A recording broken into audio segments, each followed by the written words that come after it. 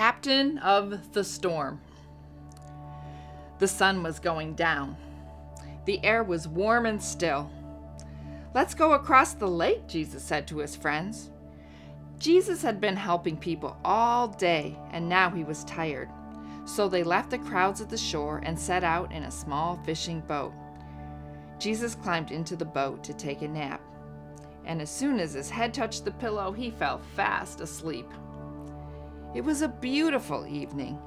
A gentle breeze rustled the sails. The friends were chatting happily as they headed out into the middle of the lake. Everything was perfect, just right for a nice, quiet sail.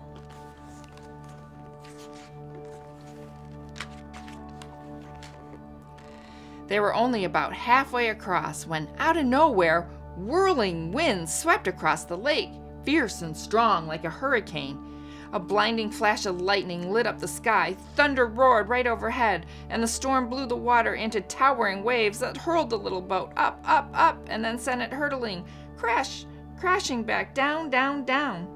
The fishing boat was blown and buffeted and tossed and turned back and forth and up and down and right and round, and in the middle of the storm, Jesus was sleeping. Now, Jesus' friends had been fishermen all their lives, but in all their years fishing on this lake, they had never once seen a storm like this. No matter how hard they struggled with their ropes and sails, they couldn't control their boat. This storm was too big for them.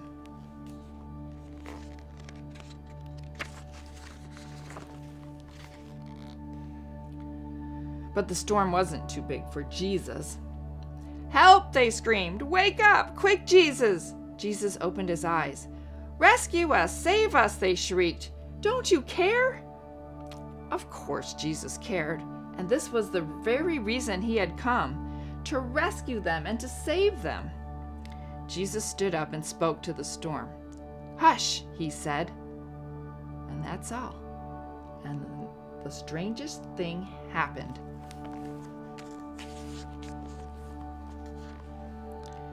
The wind and the waves recognized Jesus' voice.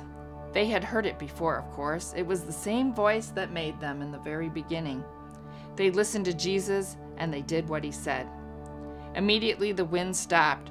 The water calmed down. It glittered innocently in the moonlight and lapped quietly against the side of the boat as if nothing had happened. The little boat bobbed gently up and down. There was a deep stillness and a great quiet all around. Then Jesus turned to his wind-torn friends. "Why were you scared?" he asked. "Did you forget who I am? Did you believe your fears instead of me?" Jesus' friends were quiet as the wind and the waves, and into their hearts came a different kind of storm. "What kind of man is this?" they asked themselves anxiously.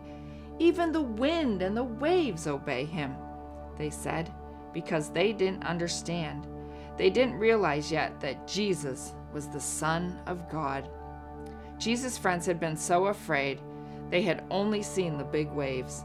They had forgotten that if Jesus was with them, then they had nothing to be afraid of, no matter how small their boat or how big the storm.